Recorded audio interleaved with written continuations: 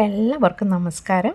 നമ്മളിന്ന് ഉണ്ടാക്കുന്നതെന്ന് പറഞ്ഞാൽ ഇഡ്ഡലിയും പരിപ്പ് ചേർക്കാത്ത സാമ്പാറും അതുപോലെ ടൊമാറ്റോ ചട്നിയുമാണ്. മൂന്നും കൂടെ നല്ല അടിപൊളി ഒരു കോമ്പിനേഷനാണ്. അപ്പോൾ ഇതിൻ്റെ അളവ് കറക്റ്റായിട്ട് ഞാൻ ഇതിൽ കൊടുത്തിട്ടുണ്ട്. ഇഡ്ഡലി ഉണ്ടാക്കുന്ന പലർക്കും ശരിയാവാത്തതാണ് ഇഡ്ഡലി കാര്യം. ഇത്രയും സോഫ്റ്റായിട്ട് വരത്തില്ല. അപ്പോൾ ഈ ഒരു അളവാണ് കറക്റ്റ്. 1 കപ്പ് ഉഴുന്ന്, 1 കപ്പ് അരി, അതുപോലെ തന്നെ ഒരു 3/4 കപ്പ് 1 കപ്പ് ചോറും കൂടെ ചേർത്ത് വേണം അരയ്ക്കാൻ. അതുപോലെ വെള്ളം കൂടിപ്പോവരുത്, കറക്റ്റ് പരുവായിരിക്കണം. ഇതാ കണ്ടില്ലേ, ഈ ഒരു പരുവത്തിൽ വേണം എടുക്കാൻ. വേണ്ട, രാവിലെ ആകുമ്പോൾ ഇതുപോലെ പൊങ്ങി അടിപൊളിയായിട്ടിരിക്കും. കണ്ട, ഇങ്ങനെ പൊങ്ങുന്ന കാണുമ്പോഴേ നമുക്കറിയാം സോഫ്റ്റായിട്ട് കിട്ടുമെന്നുള്ളത്. അതിൻ്റെ കൂടെ ഞാൻ കുറച്ച് ഇഞ്ചിയും പിന്നെ ചില്ലിയും കറി ലീവ്സും എല്ലാം ചേർക്കുന്നുണ്ട്. ആ നല്ലൊരു മണത്തിനും ഒരു ഫ്ലേവറിനും വേണ്ടിയിട്ട്. കണ്ടില്ലേ, നല്ല സോഫ്റ്റായിട്ടുള്ള ഇഡ്ഡലിയാണ്. കണ്ടോ?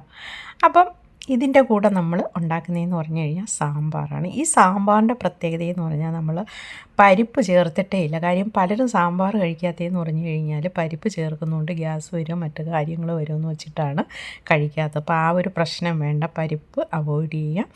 എന്നിട്ട് ഇതിനകത്ത് ഞാൻ പുളിയൊന്നും ചേർക്കുന്നില്ല. അതിന് പകരം നല്ല അടിപൊളി പച്ചമാങ്ങയാണ് ചേർക്കുന്നത്. നിങ്ങൾ കഴിച്ചിട്ടുണ്ടോ എന്ന് എനിക്കറിയില്ല.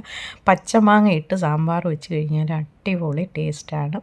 അതുപോലെ മലക്കറി വെന്ത് പോവരുത്. ഒരു വിസിൽ കേട്ടിട്ട് തീ നിർത്തി ഇട്ട് കഴിഞ്ഞാൽ കറക്റ്റ് വേവ് നമുക്ക് കിട്ടും. അതുപോലെ ഈ സ്പൈസസ് എല്ലാം നന്നായിട്ടൊന്ന് പാനിനകത്തിട്ട് വറുക്കണം. കണ്ടില്ലേ, ഒന്ന് മൂപ്പിച്ചെടുക്കണം, അല്ലെങ്കിൽ ആ ഒരു പച്ചപ്പണം നിൽക്കും. അതിനോടൊപ്പം തന്നെ ഞാൻ കുറച്ച് കടലമാവും കൂടെ ഇതിൻ്റെ കൂടെ ചേർത്ത് വറുക്കുന്നുണ്ട്. താണ്ട കടലമാവ് കൂടാതെ തന്നെ 2 സ്പൂൺ കടലപ്പരിപ്പ് ഞാൻ വെള്ളത്തിൽ നന്നായിട്ട് മിക്സ് ചെയ്ത് ഇതുപോലെ ഒഴിക്കുന്നുണ്ട്. ഇതാണ് നമ്മുടെ പരിപ്പിന് പകരം നമ്മളിതിനകത്ത് ചേർക്കുന്നത്. നല്ല അടിപൊളിയായിട്ട് ഉള്ള ഒരു സാമ്പാറാണ്. പിന്നെ നമ്മൾ കടുവറുത്ത്, നമ്മളെല്ലാത്തിനും കടുവറുത്ത് ഒഴിക്കും പോലെ ഇതിനും കടുവറുത്ത് ഒഴിച്ച് മിക്സ് ചെയ്ത് അങ്ങ് എടുത്താൽ മതി. അപ്പോൾ കടുവറുക്കുന്നതിൻ്റെ കൂടെ ഞാൻ കുറച്ച് കായവും കൂടെ ഇടുന്നുണ്ട്.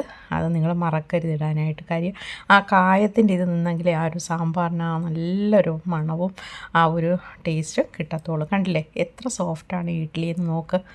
കണ്ട, ഇതാണ് കറക്റ്റായിട്ടുള്ള പരുവം. നിങ്ങൾ ചെയ്ത് നോക്കുമ്പോൾ നിങ്ങൾക്ക് മനസ്സിലാവും. ചെയ്ത് 1-2 വട്ടം ആകുമ്പോഴത്തേനും നിങ്ങൾക്ക് കറക്റ്റായിട്ട് കിട്ടും. ഞാൻ ഇതുപോലെ പാത്രത്തിൽ രണ്ടും കൂടെ ഒഴിച്ച് കുറച്ച് ചട്നി ഒഴിച്ച് ഒരു അരമണിക്കൂർ മാറ്റി വെച്ച് കഴിഞ്ഞാൽ ഭയങ്കര ടേസ്റ്റാണ് കഴിക്കാനായിട്ട്. നല്ല കൂളായിരിക്കും. അപ്പം നമ്മളെ ചട്നി ഉണ്ടാക്കുന്നതിൻ്റെ ഒന്ന് നോക്ക്. എല്ലാം കൂടെ നന്നായിട്ട് വറുക്കണം. നമ്മൾ വെളുത്തുള്ളിയൊക്കെ കുറച്ച് കൂടുതൽ ആഡ് ചെയ്താൽ ആ ഒരു ടേസ്റ്റ് കൂടുതലായിരിക്കും. അതുപോലെ തന്നെ ടൊമാറ്റോയും നന്നായിട്ട് വറുത്തതിന് ശേഷം ഞാൻ കുറച്ച് കാശ്മീരി പൗഡറും കൂടെ ചില്ലി പൗഡറും കൂടെ ഞാൻ ചേർക്കുന്നുണ്ട്.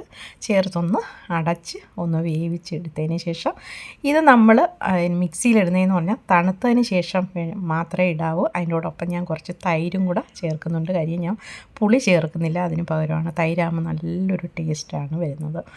അതിനോടൊപ്പം തന്നെ കടുക് വറുക്കുന്നതിനകത്ത് ഞാൻ ഉഴുന്ന് പരിപ്പും ഒരു പൊട്ടുകടലയും കൂടെ ചേർക്കുന്നുണ്ട്. കടിക്കുമ്പോൾ ഒരു ടേസ്റ്റിന് വേണ്ടിയാണ്.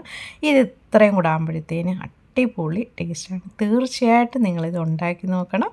അപ്പോൾ കണ്ടില്ലേ, നല്ല അടിപൊളി സംഭവമാണ്. നിങ്ങൾ ഉണ്ടാക്കി നോക്കണം. അടുത്ത വീഡിയോയിൽ കാണും വരെ ടേക്ക് കെയർ. ബൈ.